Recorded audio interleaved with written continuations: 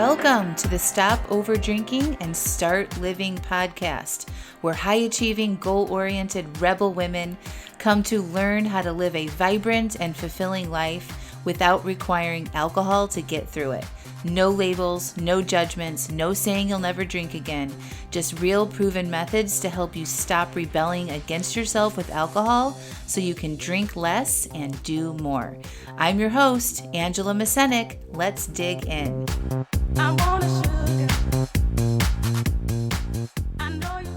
Welcome to episode 103, Why You Shouldn't Be Happy. Hello, hello, hello. How are you all? Every time I say that introduction, I think about one of my clients who loves when I say hello, hello, hello. And in my group coaching program, in our Facebook group, I posted a question. Comment with all of your Angela-isms. What do I say all the time that you have adopted or like my signature phrases? And you would be dying to see the responses here. It was so funny. So I'll never forget that. But this week, I want to talk to y'all about why you shouldn't be happy. Doesn't that sound like fun? But first, I want to talk about sort of where we are right now. It's the week before Christmas. And I want to acknowledge all of the people in the world who don't have what they want, let alone need this holiday season. And I know it's easy for me to say, change your thoughts and feelings so you can get better results, because I have time and the resources and everything I need in my life to be able to do that, right? So people who don't have their basic needs met are likely not sitting down with a warm cup of coffee and journaling and reflecting and pausing to process their feelings before they react. This holiday season, I am choosing to give back to a couple local organizations that I really believe in. The first one is UNC Horizons. They help pregnant women with addictions, have their babies, have recovery programs afterwards, and get them set up for success as being mothers. And I really believe that in this organization and all of the support that they offer for women in that position. The other organization that I'm giving back to in a big way is Table. Table is a local nonprofit in Carborough, North Carolina that helps get healthy food to kids in our community who need it. So every week, Table delivers a bag of groceries to kids who may be food insecure. That a lot of the work that they're doing right now is giving the kids extra food every week because they're not in school. Most of the kids get the majority of their meals in the public school system. And in our community where we are right now, school is not in session. Everything is online. And so Table has really needed to increase their food support for these families in this time because they're not receiving the food at school. I actually used to work for Table. I did their marketing for a while, and I believe in their mission. Everything that they do, they help with food insecurity. They help teach kids how to cook the healthy foods. They take them on farm tools. They include fresh vegetables in their weekly food deliveries. They do so much good for our community, and so I'm very happy to contribute in a big way to them this year. So I also want to talk about the bubble in which I live in. And this came very clear to me in this weekend in my neighborhood. So we were out for a family walk and we came upon this kid, and it was at dusk. It was like almost 6 p.m. It was getting dark, and it's, in December, and I'm in the South, so it doesn't get freezing cold, but we had just, sweaters on and things. And we see this kid alone in the woods, like, right outside of our neighborhood, running around. And we're, it just kind of made us pause and stop. And we're like, what is going on? Where's this kid's parents? And like, we asked around, there were some teenagers nearby and some other people like, hey, do you guys know like where this kid's parents are? And it quickly became apparent to us that there was no parent or adult with this child or any other kids. The kid ended up taking off back into the woods. And we followed them into the woods, and like they were trying to climb over the river and do really dangerous things. And so finally we were able to call the kid out from there, and we quickly realized there was a developmental issue. The kid could not speak, and he could make noises and, make sounds and things like that, but he couldn't talk. Like, he didn't speak English.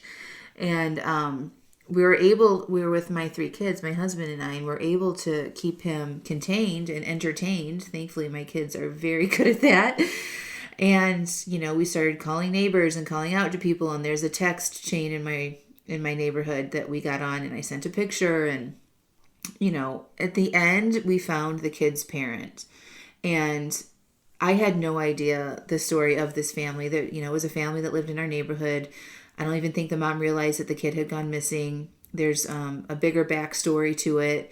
And it just made me realize what kind of a bubble that I live in. That there's somebody, a family in my own neighborhood that was suffering. And I didn't know, because we are so in lockdown. We are so in our regular day-to-day lives that I'm not seeing people out there in the world right now and the variations of people's lives. And I feel like I kind of missed it. I mean, I'm not saying I missed seeing people suffering. I'm saying like I missed being aware of people and what they need and the lack of resources that they have right now in this time. And so I am vowing to myself and to my community and to my family to not be aware and not live in a bubble anymore, because it's really unacceptable to me that there's people that need help right down the street and I'm unaware of that. And so I'm vowing to myself to be better and to contribute and to ask questions and to show up and be the neighbor that I want to be, so that kids, when they get lost in my neighborhood, can find their way back home, honestly. And I'll encourage you guys to do that too. Look around and see how maybe you've disconnected from other people or other, socioeconomic situations that you aren't in. And make an effort. Go out of your way to find if there's people that need your help. And I'm definitely going to be doing that. So, It spurred me to look at some of the local organizations that I want to help financially contribute to, and I'm so excited to support these organizations. They're dear and close to my heart. So anyway, I also want to talk about the topic, why you shouldn't be happy. This is one reason, like when I think about it, this happened on the day of my husband and I's anniversary. I had a beautiful day planned. We spent the day with just the 5 of us, the kids. I made this beautiful lunch. We were pausing in between our courses to like go out for a walk before we came home and have this beautiful dessert. And we, had to navigate this situation in our neighborhood. And that is one of those times where I chose not to be happy. Like, it would be weird for me to come home and sit at my nice dining room table and have that dessert that I made with my family and enjoy it, right? Like, I chose to be sad about that situation and worried. And that, ended up shaping the rest of our evening. And we talked about it and we processed it and we worked through it together as a family. But right now, a lot of people aren't happy. And this is always true in the world, right? So right now we're deep in a serious global pandemic. People have lost jobs. People have died. People have lost their dreams. Restaurants have closed. Years and years of work, that people have contributed and shown up and put back into the communities. All of that has changed for a lot of people. And at the same time, a lot of people are flourishing and having more money and creating their dreams. This is always how it is in our lives and in the world. There's always a contrast, good and bad, all the time, no matter what is happening.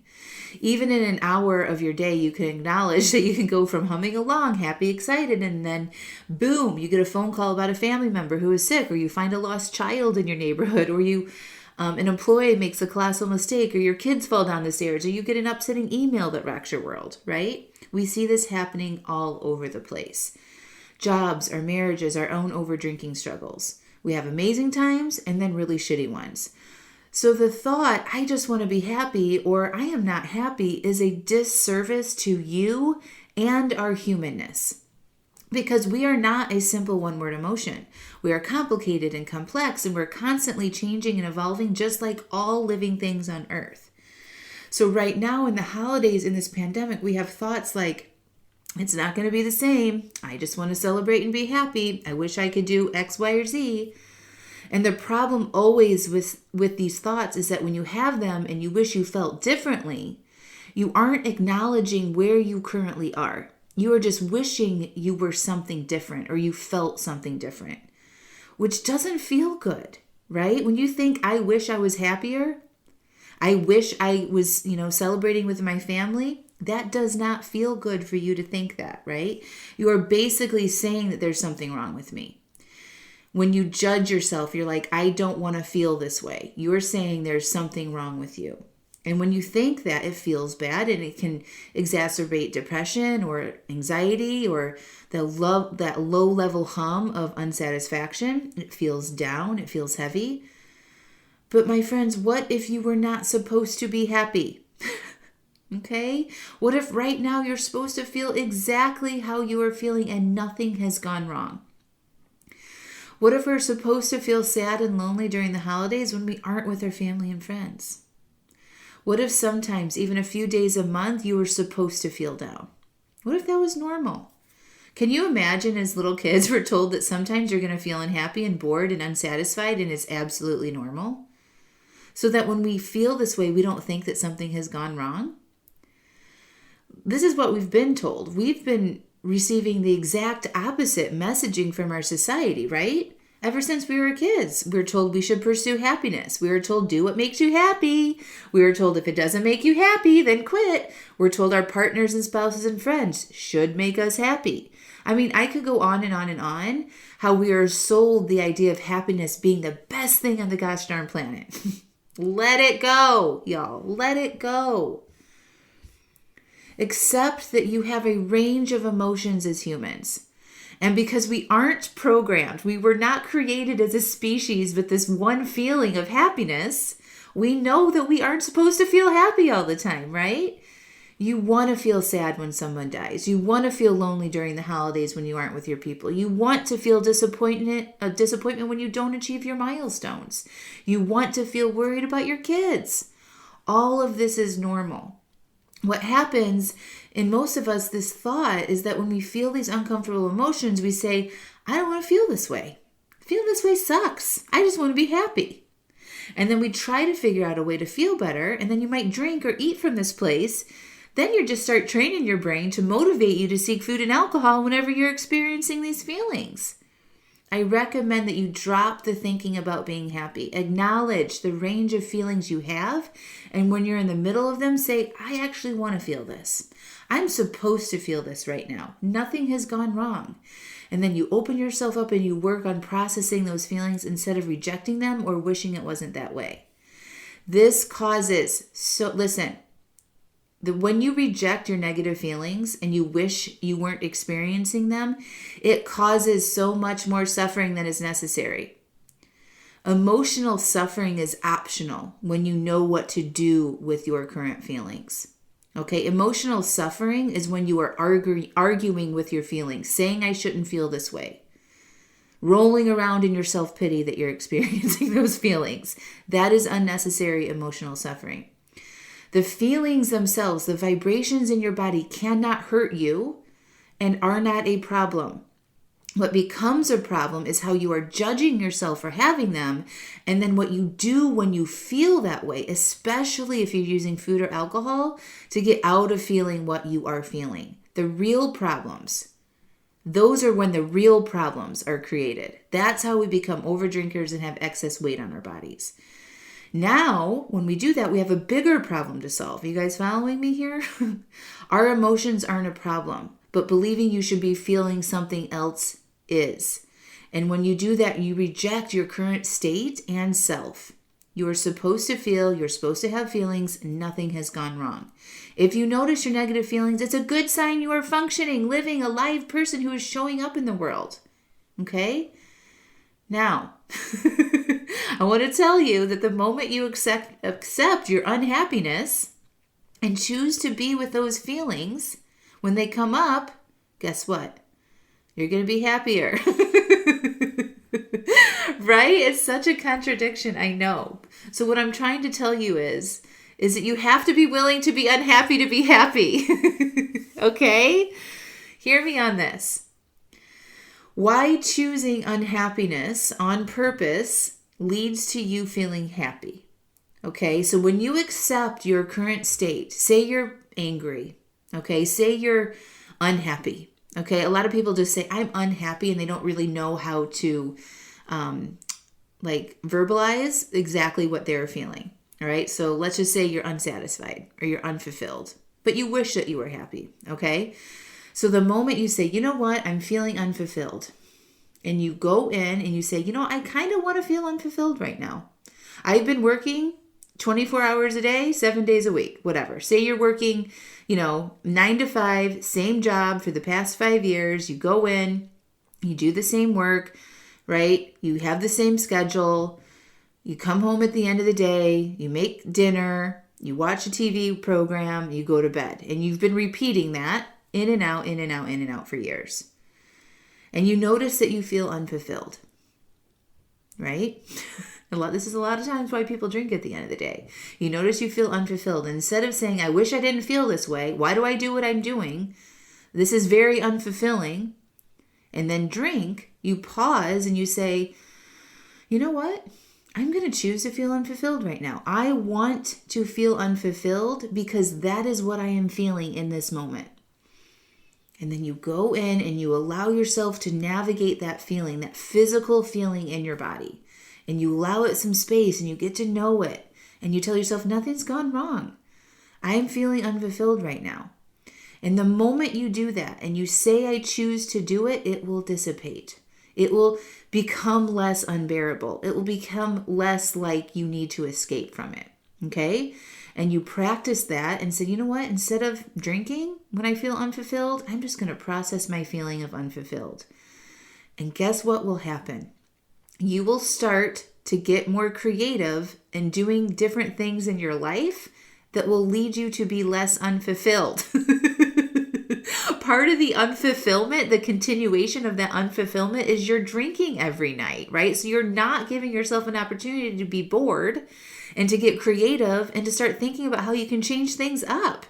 Instead, what you're doing is numbing and you're shutting down your brain of being open to seeing how you can do things differently in your life.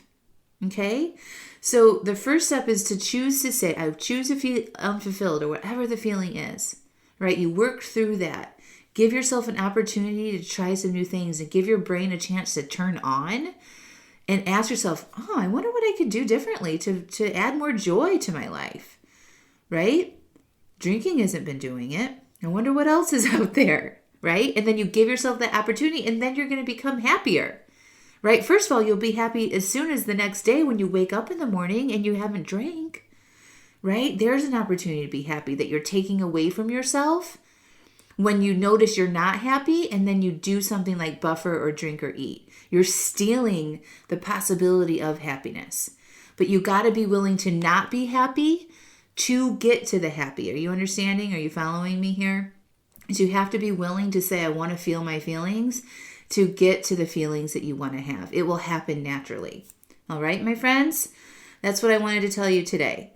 This is exactly what I help you navigate inside my 6-month Stop Over Drinking and Start Living program. And guess what? I'm closing off registrations on Monday.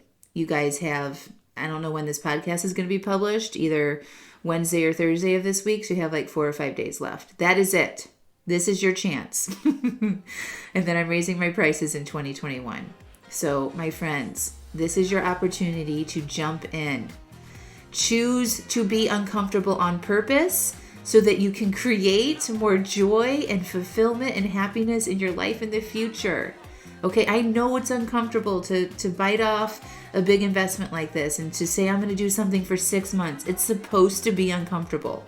The more you can choose to feel those negative feelings and do it anyway, the bigger growth you have and more excitement and adventure that you will have in your life. All right, my friends, I love you so much. Click the link, read through all the details of the program, watch the 3 videos, and get your applications in. I love you all so much. Talk to you soon. Bye.